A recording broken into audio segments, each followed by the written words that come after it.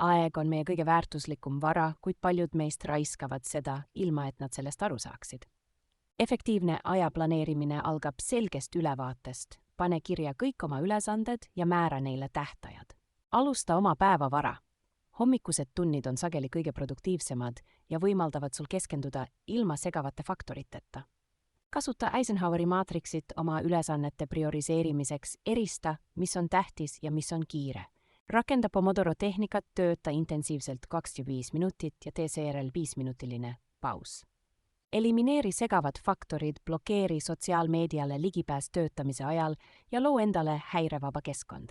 Jälgi oma edusamme ja tähista väikeseid võite, see motiveerib sind jätkama ja muudab protsessi nauditavamaks.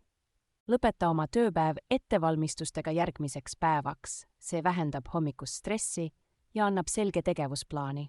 Kombineeri digitaalseid ja traditsioonilisi tööriistu, leia meetodid, mis sobivad just sinule. Järjepidev ajaplaneerimine viib suurema produktiivsuse ja parema töö-eraelu tasakaaluni.